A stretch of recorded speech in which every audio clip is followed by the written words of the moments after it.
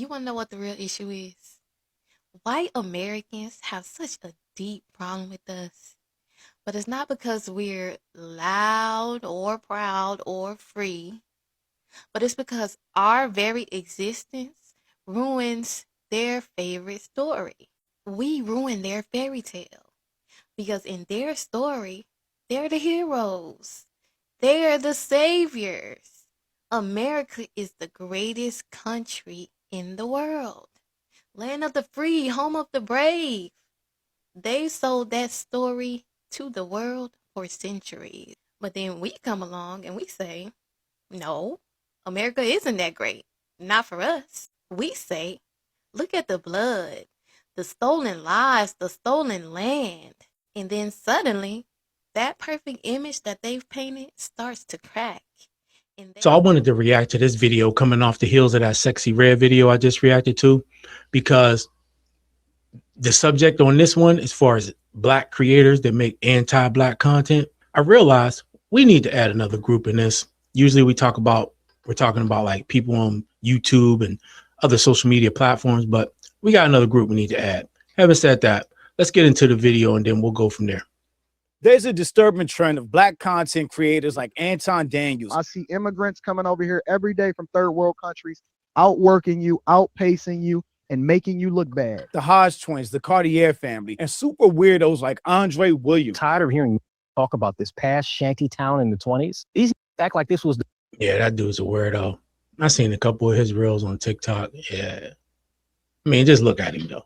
Just look at him. He looked like he's full of self-hate. the Black version of the NASDAQ. The world has benefited from colonization. It's been a good thing for less developed peoples. Aboriginals wouldn't be sitting in skyscrapers right now if the white people never came to their land. That are using their huge platforms to push racist, anti-Black rhetoric against the Black community. Other races of men, particularly these men, love dark-skinned Black women the most. I see white men loving dark-skinned Black women the most. These people are Uncle Ruckuses that have deep-seated... I don't see white men loving dark-skinned Black women the most. What the hell is she talking about? I very rarely see a white guy and a dark-skinned Black woman. Self-hatred and bitterness against the Black community for whatever reason. And they're weaponizing their skin colors and their platforms to tear down the Black community with attacks disguised as constructive criticism. You know, I am prejudiced, right. but everybody's prejudiced. I wouldn't say I'm anti-Black. I'm hard on Black people. Yeah, y'all need some criticism. People call me like, especially a sellout, bro. Like, if anybody's selling out, it's the ones that's attacking me. It's typically a trend of violence from one room. Well, we know Black people are more violent. We know this. Make no mistake. These niggas, boy, these boys is lost, man. Lost. L-O-S-T. Lost. These are white supremacists and Black and brown skin. They are not like us and they don't like us. I don't care about your reparations. Listen, I don't care if you ever get it. As a matter of fact, I'm advocating against. But all they're This doing in their guy. videos and posts is using white supremacist talking points to attack Black people. Maybe some of y'all's Black asses can stay home next time too. Maybe this is a change America needed. Y'all to stay home. And I feel like it's all of our jobs to call out their ignorance anytime we see it. But I'm Jew. Welcome to the channel. Please like and share the video. Don't forget to sub. Now, let's get into it. I have no sympathy for anybody. You get what you deserve. Wherever it is that you are in life, that's your bed, sleep in it. I think everybody should have some type of empathy for somebody else. We don't know how people got to where they are in life, what they had to struggle with, what they had to overcome, what type of family trauma they experienced, or what their upbringings were like, anything like that. So when you see somebody that may not be successful, that may be struggling, just say, I don't care about you, it's your bed laying. It sounds so selfish, but it's extra. Well, and the problem is, if you look at these people's history and, you know, their path to what you would quote unquote call success, they've been through a lot of the same things, and then all of a sudden, because they became successful, there's no empathy, right? Is basically you made your bed, now lay in it. But they want it, and don't get me wrong, there's an element that requires for you to work and for you to overcome the obstacles put in front of you. But yeah, let's not act like they didn't go through a lot of the same things, and also was in need of a break, was in need for somebody to give them a break, for an opportunity to open up.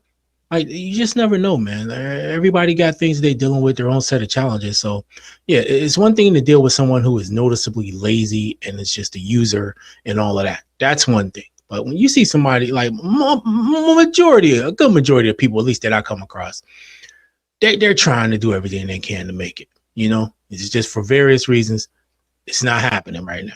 For disgusted when you know he's specifically talking about black people, black Americans in this country. That's who he's referring to when he says he doesn't care about them. He doesn't care where they are in their life, what their circumstances are. It's their bed they got to lay in. No black person, knowing what black Americans in this country have gone through and continue to go through, should look at anybody else's situation with that type of superiority or disgust. I don't care where you were born. I don't care where you come from. I see immigrants coming over here every day from third world countries, outworking you, outpacing you, and making you look nah, fam. From the way he's talking, it just seems like he doesn't identify with the black community. But even his argument about black Americans being lazy and outworked by immigrants, it's just a very tired argument. And it's a narrative fueled by white supremacy talking. Because for one, it's very easy to account for generalized black Americans, right? Black workers consistently experience the highest unemployment rates among all native-born racial groups. The rate is often double that of white workers, a historical trend that has persisted for decades. So when you look at things like unemployment, we can just look at how the black community has been under attack since Trump took office. 591 black books banned in 2025. Entire museum exhibits on black migration and diaspora shut down. More than 6,700 federal data sets erased. From health to housing to justice. Whether it was the federal layoffs that hit agencies that employed a high number of black workers, mostly women at that, losing something around like 300 or 400,000 jobs. Or things like this administration rolling back DEI, which aims to make the job market a fair playing field. Because we know when it comes to hiring practices, white people would usually hire white people. And if white people are always in the positions of power in companies and agencies, then they will hire more white people than anything else. It doesn't matter how qualified or overqualified a black candidate is if they're up against a white candidate, even if they're underqualified. But people like Anton Daniels conveniently and consistently act like that's not a thing. See, when they use this immigrant versus black American talk, there are nuances that they don't bring up. They just use these general terms. The term immigrant covers a wide range of experiences. For example, black immigrants, African and Caribbean, had the highest unemployment rate among all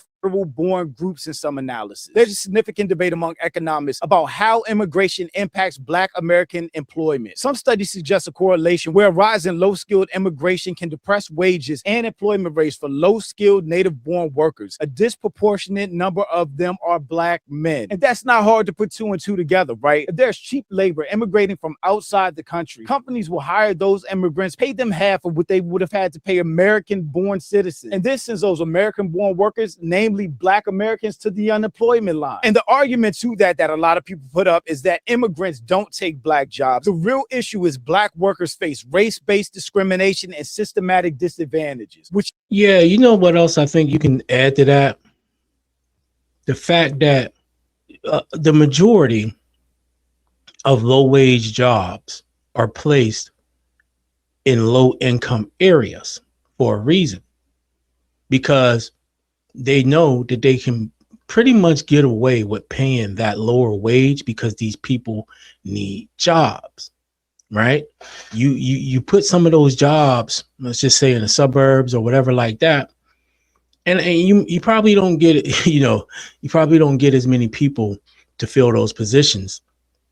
And don't get me wrong, education goes into it, things like that, but a lot of it is targeted. It's like, okay, where can we set up where we can pay least amount that we can get away with and get away with it, right? And so then it starts to look different. So now you still got, even when we do got jobs, we still ain't making enough, right? We still ain't making enough. We ain't making enough to get a car so we can travel to get a better job, because it's just a never ending cycle. And all the while, a lot of the resources that should be going to us are going to others or going outside of the country for shit that ain't got nothing to do with us. Again, Anton Daniels won't acknowledge. Black Americans, even with similar skill sets, often face more difficulty finding jobs due to discrimination compared to other groups. While immigrants tend to be disproportionately represented in certain sectors like service and construction, U.S.-born Black men have seen their share in these fields decrease as immigrant representation has grown. It's not that Black people are lazy. It's not that we're not trying to work. You can't ignore all the things going against Black people when it comes to employment, whether it's discrimination and racism blocking opportunities, employers choosing to pay immigrants less than what they would have to pay American citizens, or even when Black people do find employment, they still face racism, discrimination, racial pay gap, and usually a lack of upward mobility. I don't care about your reparations. Listen, I don't care if you ever get it. As a matter of fact, I'm advocating against it because it's going to fuck up my dollar and make inflation go out of control. And so I don't want them to pay you.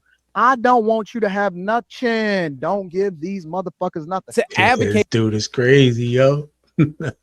He mean every word of that too. That's the sad part. Against Black Americans getting reparations, which were promised to them after slavery. 40 acres and a mule is crazy work. And I'm one of those people that I don't even like talking about reparations because it's something that'll never happen, even though I think it's owed to the Black community. Just like America paid a bunch of other people reparations. Yeah.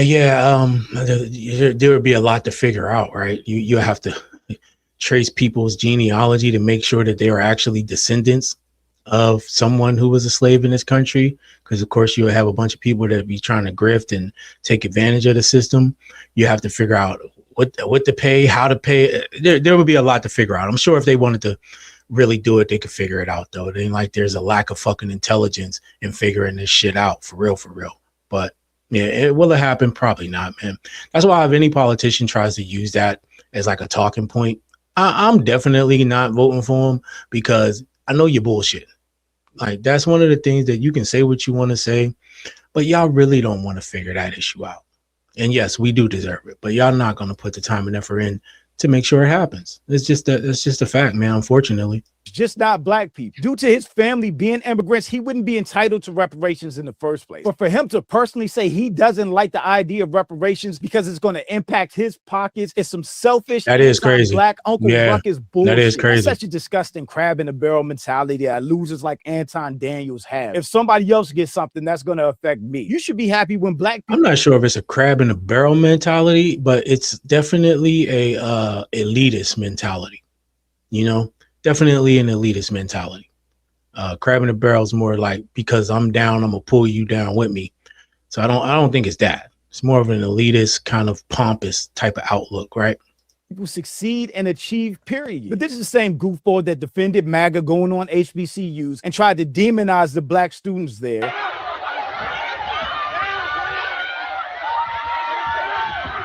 And if this is what they are teaching at HBCUs, they are bad, and it's a horrible job in educating and teaching young people of tomorrow how to conduct themselves, and actually supporting and upholding prejudice, bias, and racist views that does not have any place in society, and is one of the reasons why we need to dismantle diversity, equity, and inclusion and start making it merit-based. He is I will say this. I'm all for the type of way that they reacted. There wasn't nothing violent that happened, nothing like that, when it comes to these public trolls.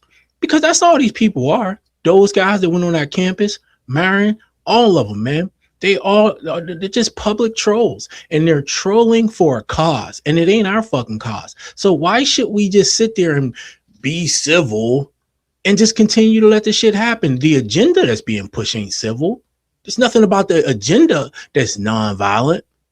Like all this, it's not professional and they shouldn't be teaching. No, they should be teaching. They should be teaching intolerance when it comes to that type of shit. Not everything should be tolerated, bro.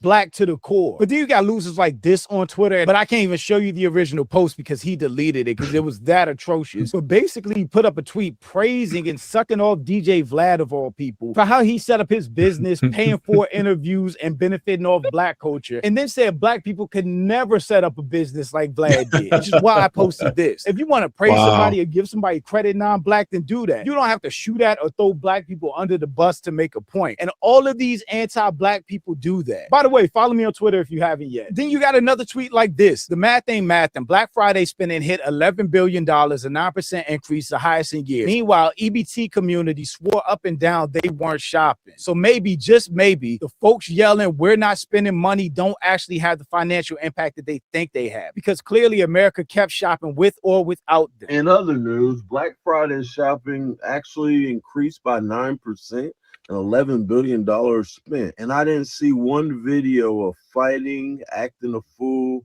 or anything foolishness going on. So maybe some of y'all's black asses can stay home next time too.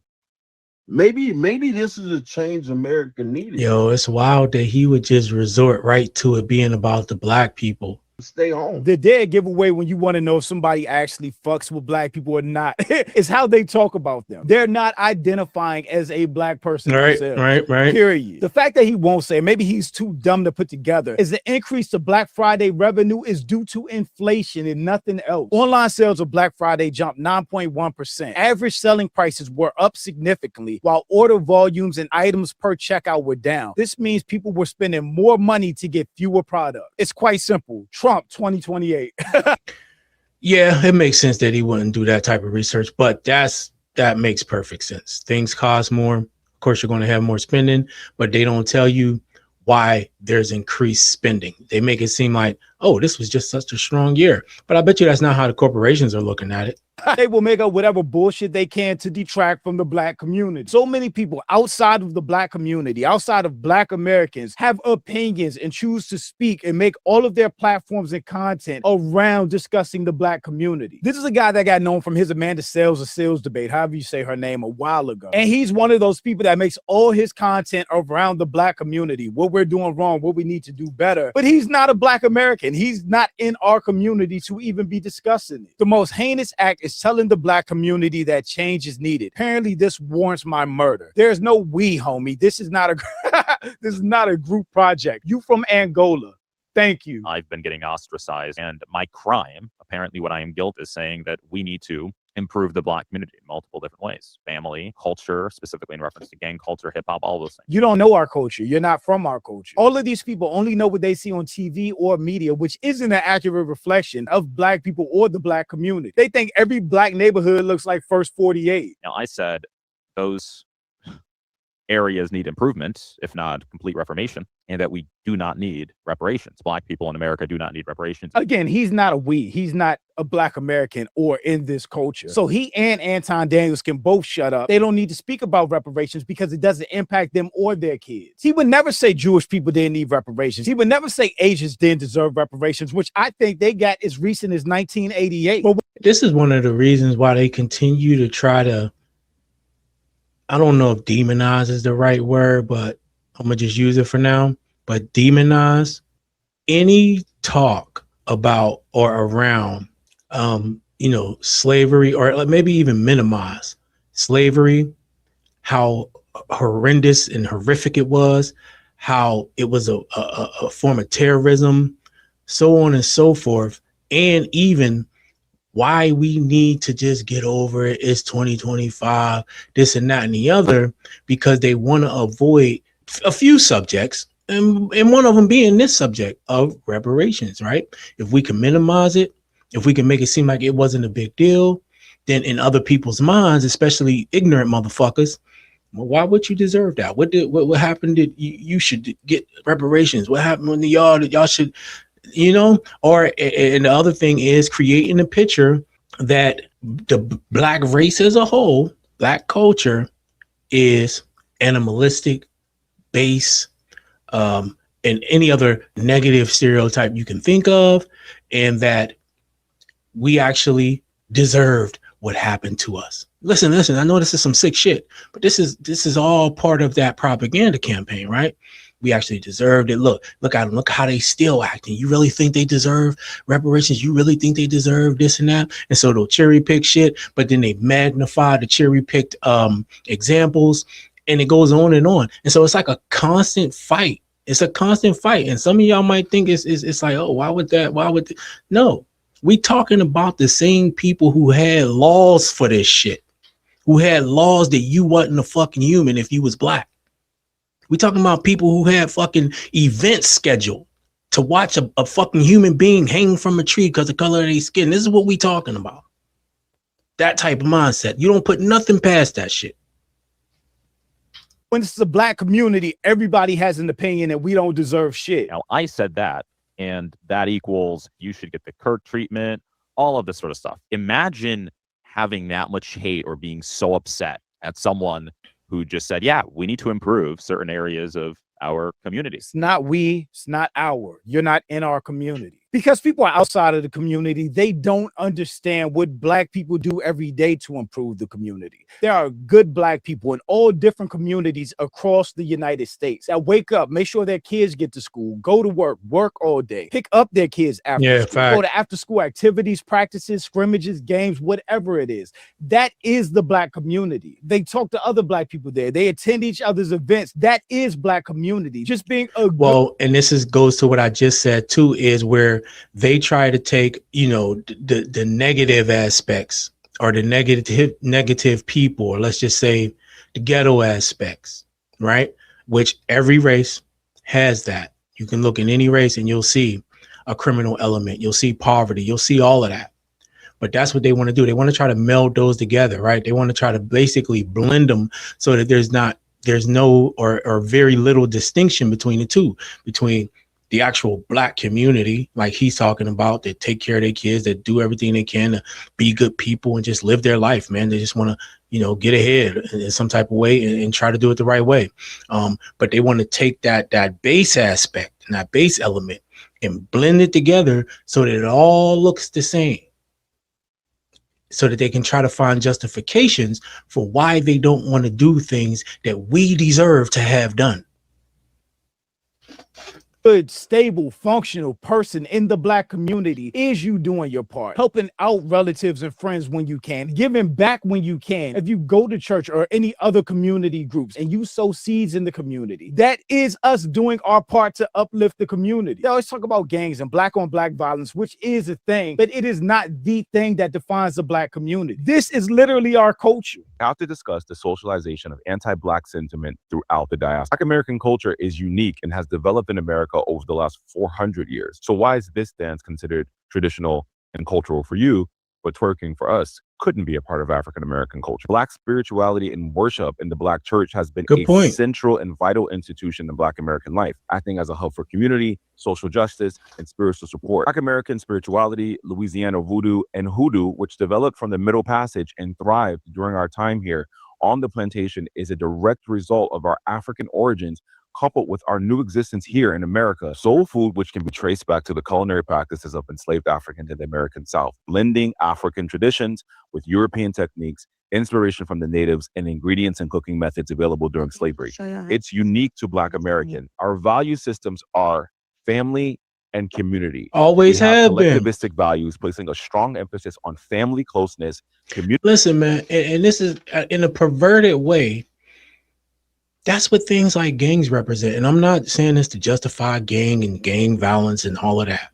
But a big part of that is what happens when you remove fathers and you just got a bunch of kids raising a bunch of kids in the survival of the fittest. And a lot more than that, but that's just a summary. But what he said about community, that's what we always been about, bro. Community, tradition. People talk about Black people ain't got no culture. No, we got a fucking culture. And yes, in some ways it's been perverted. In some ways, in some aspects, there's been a degradation, right? But again, you look at something like gang culture, right? Let's take the violent element out of it. It's about people still wanting to find community. Again, I know it sounds perverted and like, how can you? But at the end of the day, that's what it is. These people, these men, sometimes women, who maybe don't have a father in a home, maybe not a father or a mother in a home. They're just looking for community. They're trying to find a way to come together. Now, unfortunately, it ends up leading into what we get as far as violence and things like that goes. But at the root of it is a very strong desire to be a part of a community. What we got to do is try to find a way to get as many of them as we can focused on building a positive and uplifting community, right? But you'll have people who look at gang culture and look at that, and all they see is the negative. All they'll see is whatever negative thing you want to, they deserve this, they deserve. No one will humanize these people and say, hey, man, at the root, at the core of it, these people just want community. They just want to be a part of something. And look, you can't save everybody. I'm not going to sit here and act like you can, but there's going to be some of them who, if you can offer that to them in a way that they can see is more attractive and get them out of that, because a lot of people don't want to be a part of that shit. What else they got, right? If you can offer that, if you can be willing to go in there and say, listen, I'm gonna provide this, and whoever want to be a part of it, whoever want to transition out of that lifestyle into this, we'll offer a community. We'll offer a strong community, a positive community with resources and things like that. You can start to change that shit. Little by little, you'll start to change that shit. Will you totally get rid of it? No, you won't. But it'll change, and you'll start to build more positive communities. But when you think like some of these other people that we've been talking about and he's been talking about in this video, you'll never seek that type of solution because you already think you're better than them, for one, right? Community bonding and solidarity is a core value in art, which is the most exported and consumed and marketed part of our culture.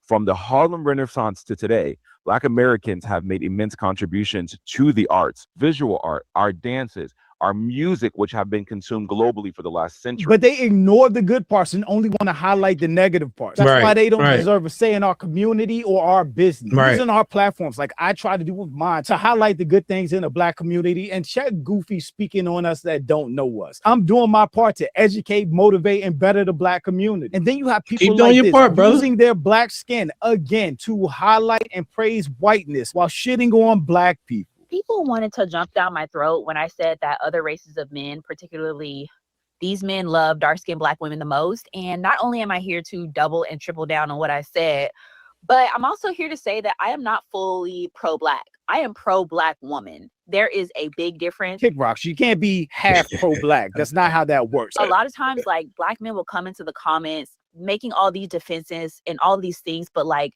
what we have to understand is a lot of the pro-Black ideas were created by men who were misogynist. And I don't agree with that. What ideas is she talking about? She won't get into details about anything that she's referring to. 50s and the 60s who led the civil rights movements and all that stuff. But a lot of them were really misogynist. I love MLK, but he cheated on his wife with a lot of different women. Men of all races and ethnicities cheat, including the white men that she praises throughout this video. How she's using that to justify her being pro-Black women but anti-Black men makes no sense. I've heard horror stories about the Black Panthers. What are horror stories and where did she hear this from? So my Black idea is not architected by men, and it never will be. Now, I'll be honest, most of the books that I've read, like I've read Roots, I've read Copper Sun by Sharon Draper, but I haven't read a whole lot of Black literature. So if you have Black literature that is created by liberated Black women who are not male-centered, I would love to read it. So she's getting... Again, I think they just got this myopic view of things sometimes and lack the ability to not only think outside the box, but see things from a different perspective. That's why you have like a paradigm shift where you're looking at the picture, but there's more than one picture inside that picture, yet you only see it one way. But within that picture, there's a different form, right? There's something else there, but you can't see it because of your worldview. And I think that's the case with her and a lot of these other people, right? It ain't just about, I'm sure you probably had guys that was part of Black Panther or any of those movements that may have been misogynistic, but that wasn't the core. That wasn't the basic fundamentals of the movement. It wasn't about that. Not at all, man. Not at all. On camera with an anti-Black man sentiment, saying that she doesn't know what she's talking about. She hasn't done any research or read any books, but she's sharing this pro-white man opinion and anti-Black based on what she heard, opinion, based on random conversations that she's had with who knows who and no research. Because I do recognize that I need to work on my ideas, but I stand by what I said. Saying that she doesn't know what she's talking about. She hasn't done any research, but she's sharing this pro-white man opinion and anti-Black man opinion. I see white men loving dark-skinned Black women the most. When I traveled to Asia, Cat, bro. I don't see white men loving dark-skinned Black women the most. Cat, get up out of here with that. Show and prove. Show and prove. And I saw interracial couples. The women who got to wear their hair exactly how they wanted to wear their hair and still look beautiful and still feel beautiful, every single one of them, their 4C hair, every single one of them had a white man on their arm. Whatever, but nothing beats black love. For her to use a and brothers, y'all let me know. Do you tell your girl she has to wear her hair a certain way?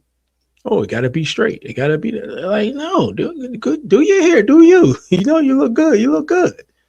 You know what I'm saying? I don't want you coming out here looking like you just put your hand in a fucking socket or nothing like that. But like, bro, what is she talking about? I never even known anybody that was like that, wouldn't let their woman wear their hair how they want it and feel how they, whatever way made them feel cute.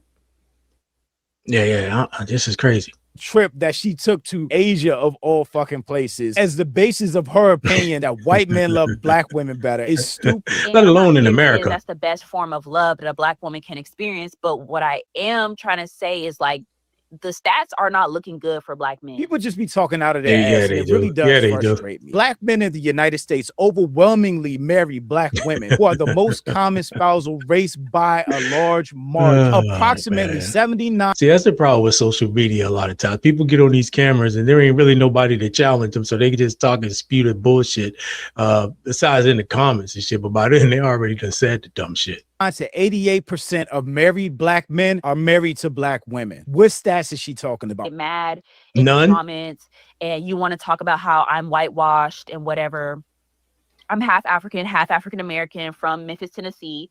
I know my history, I know my culture, and I'm here to say that I am not Just because she read Roots once doesn't mean she knows her history or culture. in taking leadership from a black man. I am not interested in taking pro-black leadership from a black man. I don't believe in that. Now, one black man I think I can get behind is Malcolm X. From what I've heard, I can tell that he really loved black women. And I recognize that. I want to get more into his literature, but I am not willing to. Malcolm X would have cooked her ass. What if she would have? Shit, the old Malcolm would have had her ass on the corner somewhere. What is she talking about before the transition?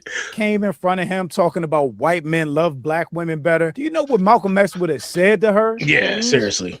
What I know in my gut is true to fit what I think a black man desires. Like, y'all are not loving dark-skinned black women the way that y'all should be. Well-spoken and confused is a dangerous combination. How are you pro-black while praising white men and tearing down black men? If you care about black people and you're actually trying to help black people, then make that your platform. How about positive black stories? How about anything good that the black community is doing? How about you talk about black achievements or how we have progress even with all these things against us? But that's not what they're interested in, because that's not what gets views on their posts, videos, or tweets. They want interaction. They want engagement. They want to build their following, and they're doing that by feeding into anti-blackness and black American hate. Like I said at the beginning, I think it's all of our jobs to check this when we see it, because if not, these people will succeed in building brands off hating black people, and I think that's disgusting. But shout out to my channel members. I appreciate. Now, this goes back to what I said in the beginning about Sexy Red, because I had some of y'all in the comments making sentiments like these, like what she was saying, and some of these people as far as, trying to tear a black person down and all this and that. Look, man, first of all, some people need to be checked. The elements who promote negativity need to be checked, right? But when it comes to people like Sexy Red and other artists and things like that, those are content creators, right? Those are content creators. So when we're talking about checking these content creators who with an anti-black message, we do got to pull artists in there, right? Because they carry influence in a lot of people's households, especially with children. So those content creators oftentimes carry or bring with them destructive content. Now, to end this, and I know this video is pretty long, but I got a couple clips I want to play real quick, because one of the things they be trying to do is make it seem like we are the problem. And by we, I mean black people. But that's the spin, all right? I want y'all to listen to these few clips, and then I'm going to wrap this up. I'm Vic Myers. Welcome to The Resistance. I've been trying for a while now to figure out how to talk about something that's been on my mind, and recent events, I think, finally pushed it up. What I want to say is that racism is a white people problem. A white people problem that others are forced to live with. As a white man, I've never had to be afraid of being pulled over by the cops. As a white father, I've never had to have that special talk with my kids about not looking wrong or saying the wrong thing to a cop for fear that they wouldn't come home again. I've never had to worry about being turned down for a mortgage because of the color of my skin or where to go jogging. Never had to worry that I could be scooped up by ICE just for looking like I might belong to the wrong group, even though I was born here. I've never committed the misdemeanor crime of selling cigarettes. But if I did, it wouldn't be a capital offense.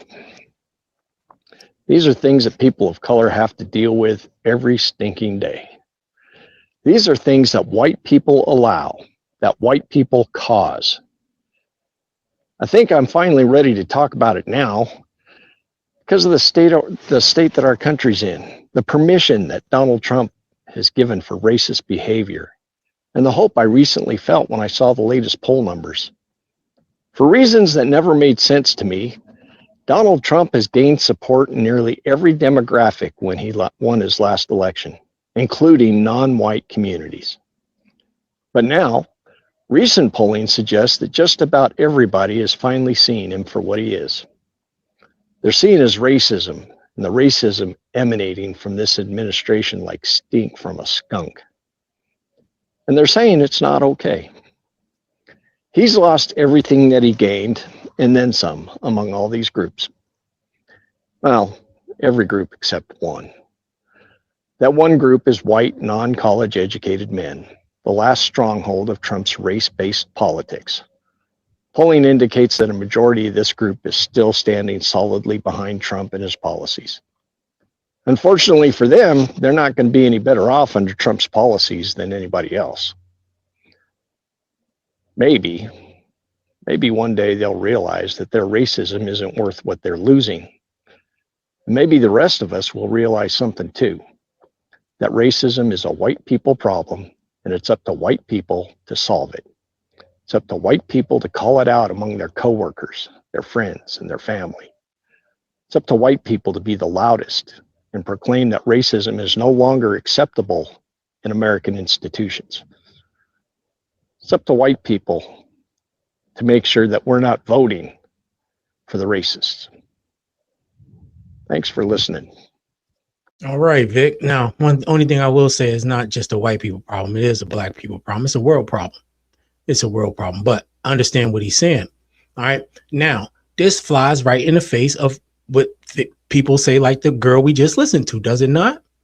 Right. You don't want to take, and this is part of the deception that I was talking about, of the paradigm where they want to shift it to make it seem like black people's the problem. It's black fatigue. It's this, it's that. And they get a lot of these black creators on board to fucking put out the same message to get us off track. But this is really where the focus needs to be. Let's go to the next one. America has been able to prove statistically since at least the early 90s that young white men are the most violent demographic in our country. They are the most likely to commit acts of mass violence. Now, mind you, real quick, we heard what one of the Cartier brothers said in his clip. You know, black people are the most violent. Black people are the most violent. Well, it's a black man said it, so it gotta be true. Come on, man. No. They are the most likely to be family annihilators, and they're also the most likely to be radicalized. And we've known this reliably, statistically, since the early 90s. And we have done nothing with this information. We have tried for zero solutions to this problem with catastrophic consequences. The violence is only going to get worse until we address the fact that mainstream young white male conservatism today looks more like a Hitler Youth rally than the republicanism of our grandfathers. And we have decided as a culture that we don't care, and we are unwilling to address this demographic problem. And until we start coming up with solutions, we are going to continue to be under assault by young white men who kill multiple people at a time in mass shootings. And that's just, it is what it is. America has been able to. But that's just one form of the violence, right? And I'm going to continue to say that propaganda is a form of violence. An ideology can be violent. Just look at the ideology of racism. It's violent by its very nature. All right. One more. You know what the real issue is? White Americans have such a deep problem with us. But it's not because we're loud or proud or free, but it's because our very existence ruins their favorite story. We ruin their fairy tale because in their story, they're the heroes. They're the saviors. Yeah. America is the greatest country. A lot of these coons we be talking about, that's how they see them. It's their hero and their savior. Facts. Country in the world. Land of the free, home of the brave. They sold that story to the world for centuries. But then we come along and we say, no, America isn't that great. Not for us. We say, look at the blood, the stolen lives, the stolen land. And then suddenly, that perfect image that they've painted starts to crack. And they hate that. Because once the truth is out, once you expose the genocide, the slavery, the segregation, the systems built on our suffering, they can't play the hero anymore. And this goes back to my point of why they try to push this black fatigue, black people is the problem. All that we've been hearing and seeing lately is in large part to try to keep this from happening. They don't want that to happen. They got to continue to be looking like the fucking hero, right? The knight in shining armor. And they can't do that unless there's a story that makes them the hero. And so they want to villainize us, demonize us, criminalize us, and whatever eyes that's negative. But this is really, she's speaking facts right here. Have to face the villain in the mirror, and they don't want that smoke. That's why they have to face the villain in the mirror, and they don't want that smoke. That's why they fight so hard to erase our history, to ban books, to censor curriculum, to pretend that racism is over. It's not about protecting kids. It's about protecting their image. Because if America ever told the truth about itself, then it would have to admit that its greatness was built on theft, terror, and oppression. So no, they don't hate us because we lie. They hate us because we tell the truth. And that truth destroys the delusion they've been living in since 1776. You want to know what the real issue is? Wow. Amen to that. She got more damn sense than the last girl we listened to, the other light-skinned black girl. It's a damn shame, man. But she summed up everything that I've been saying. And that's all facts, man. That's all facts. So, yeah, let me know what y'all think about this in the comment section below. Hit the like button, subscribe to the channel. I'll see you in the next one.